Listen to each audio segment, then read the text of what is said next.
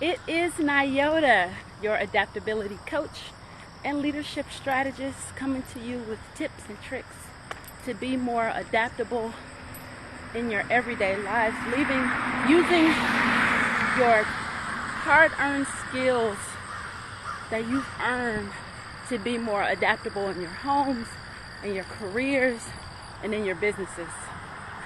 Today's lesson in adaptability is brought to you by Under Armour walking app. I miss my sleep number bed. And you all right? Good morning. How are you? So today I'm starting a new series based on one of the pillars of my VET framework. And the framework talks about values and vision and entrepreneurship, micro entrepreneurship, part-time entrepreneurship, full-time entrepreneurship, and also entrepreneurship within your corporations. We talk about transformation, and it's transformation in the areas of emotional health, areas of get across the street before you get hit by a car health, physical health, and also financial health. We also talk about your quality of life. You know, where do you live? Who are your friends? What do you see when you wake up, right? Your entire container of your quality of life. And we also talk about self-care and self-love, because there's a difference there, but it's a big deal. But today we're going to be talking about the transformation pillar. And there's so many things that people say that they want. There's so many things, if only I had, if only I were. But there's a question that we must consider, and it's, are you willing to transform to get what you want, to live the life that you envision for yourself? Are you willing to live the life that you've been putting in all of this work, learning these skills, learning how to connect and communicate, and all of these things that you've been learning over the course of your life? But when it gets to the point where it's time to reap the benefits of this life that you've been sowing, and it's time to reap, you're not willing to do that last step and transform to be able to receive it. Does that make sense? So today we're going to talk about our emotional health. And our emotional health is different than our mental health, right? And emotional health and mental health, it's subtle. As a matter of fact, it's not subtle at all. But our emotional health is basically being able to check in on ourselves in the moment. And a lot of times when we're in the middle of something, it's hard to see the role that we play. For instance, you're at work, you are late for work, you didn't turn in the report that you were supposed to turn in the previous day on time, and you've been talking shit about your coworkers, right? But when you tell the story about what's going on at work, you're telling the people how disrespectful they are, they don't know how to treat people right. But you're not doing your part to be an effective, I won't even say an effective employee, but an effective person, and an effective person to be a part of a team. But to be a part of a team, all of these things also lead into, you know, emotionally being able to be a team player in your homes, being able to be a team player in your jobs, because these skills of being able to follow this framework and being able to be emotionally intelligent are skills that will propel you forward, because you're able to receive all of these things, all of these courses, all of this training that you've had over the course of your life, right? So when we talk about emotional health, it is having the maturity, right? And I say the emotional maturity and the emotional intelligence. There's books and things on this, but this isn't something that we always seem to acknowledge, or it's not even something that we talk about all the time, depending on, your circles and what kind of personal and professional development things that you're doing. But being emotionally intelligent is being able to read the room, right? You wouldn't go into a room where there was a funeral or someone's really sick or something like that, going in with the turn up, right? With your music and your boombox, right? It's being able to read the room emotionally, being able to tap into your intuition to see what is really happening in this space outside of me and what is happening in this space because of me, right? Because sometimes people are like, everywhere I go is in an amazing experience. I had a drill sergeant, and I was in basic training, or AIT. I was going from AIT to my first duty assignment. And that drill sergeant told me something that stuck with me my entire duty assignment, right?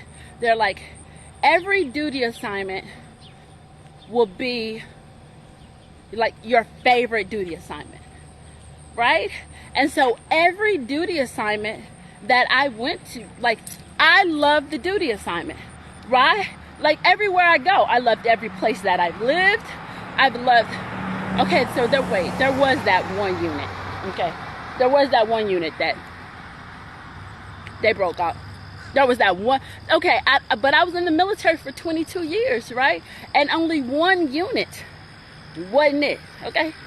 So imagine every place that I've lived, every place that I go, I love it. Like, every town, and this is part of what the drill sergeant said too, every duty assignment is exactly what you're looking for, right? Every place you live is exactly what you're looking for. 3 people can go to the same town and have a totally different experience, right? If you're going for the turn up, that's what the town is going to be. If you're going to the town and you know where all the libraries are and all the meetups that are teaching you how to learn foreign languages, that's what the town is going to be. If you're going to this town and you just stay in the house, the town is going to be a lonely place.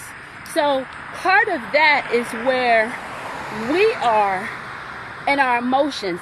And if we're willing to stretch that emotional health and be able to tap in to our emotions of being able to listen, being able to give, being able to receive, and just being able to read the room emotionally. And sometimes you're the only one in that room. So can you read that room emotionally? How are you feeling? Check in, right? If you're always getting into arguments with people, it's always an argument, but other people don't seem to be having that same issue. Read the room. That's you, son. That's you, right? A lot of times we don't understand that we manifest, right? And we're doing that, like, we're projecting who we are on people. So take the time to just kind of pause and read, do that top to bottom scan. How are you feeling in your head? How are you feeling in your voice? What do you see? How are you feeling in your heart space and your intuition? How are you feeling in your heart? And are you walking into a situation jumping to conclusions? And part of that is being emotionally healthy, right? And being able to take time to settle in to what's going on in your emotions, and being able to but to be able to detach yourself from a situation. And I'm just going to give this two tips on how to kind of detach from that. And it's something that you hear about all the time, but we still gonna talk about it here today, because that's what we're gonna do. Thank you. So, are you taking time to be quiet? Are you taking time to be silent? Or this could be a time that you take the time to meditate. Are you taking the time to just be able to process what's going on in you and be able to process what's going on outside of you? Take that time to be silent. It's simple, but it's powerful, right? So take that silent time. Number 2, our hearts and our minds and our heads and our emotions and our bodies are all connected. So are you taking time to move your body and be able to let it make those connections? Move your body, right? And number 3, are you taking time to process when so you've been moving your body, so you've been silent, and taking the time to process that? And how would you process that? Take the time, get you a journal, a sheet of paper, a Post-it, the back of a newspaper, and just write out how you're feeling. It's something that connects when you're doing pen to paper, actual pen to paper, not on your computer, but taking the time to write what is going on in your head. Sometimes a lot of people can't go to sleep at night, and this is a bonus. Sometimes a lot of people can't go to sleep at night because they have so many things going on in their head. Keep a sheet of paper, a journal, a booklet, and a pen or a pencil, a crayon, a marker. I don't know what it is you want to write with, but use that to get the things that are just running wild in your head and they're keeping you up at night. Not your phone, right? But a pen and a paper. So those are some of the things that I like for you guys to consider when we are talking about your emotional health and considering your role in your emotional health, which is different from mental health, which isn't the top of my conversation. It's not something that I talk about, but I am a true advocate of mental health and having a mental health provider, having a mental health professional that can be able to help you process what is going on in your head. Because a lot of times, if you don't have that base work to be able to have someone help you process everything that happened to you when you were a child, everything that happened to you while you were in school, everything that's happened to you that has been going on while you were in the military or while you're on your jobs, being able to process, help you process an entire life, because we go into life sometimes with all of these residual pains that we've had, throughout our lives, and they have these imprints on our emotional health, which can impede our emotional healing, if that makes sense. So take the time to get silent, meditate, be quiet, right? Move in your body, walk, jump. If you like HIIT, if you like CrossFit, move in your body, connect. That mind-body connection is bold, it's amazing, it is powerful. So move in your body. Use the time to process some of the things that comes up for you when you are meditating, when you get into that silent time after you've been moving your body. Use the time to journal, even if it's just one word. If you have a goal to start journaling and it's not something that you've been doing, just one word. You don't have to be crazy, just start, right? Just start. So take that time, and if you know that this place of emotional health is a major struggle for you because you do have these residual emotional pains that have happened throughout the course of your life, and we all have life on us, It's almost like something that you step in. We all have life on us. So take the time, and if you don't or haven't, Go and talk to your mental health provider. Go and talk to your mental health professional.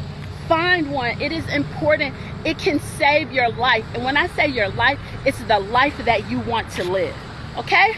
So this has been Nyota. Honey, it is a beautiful day in the neighborhood. I appreciate you. Have a great day and enjoy your walk.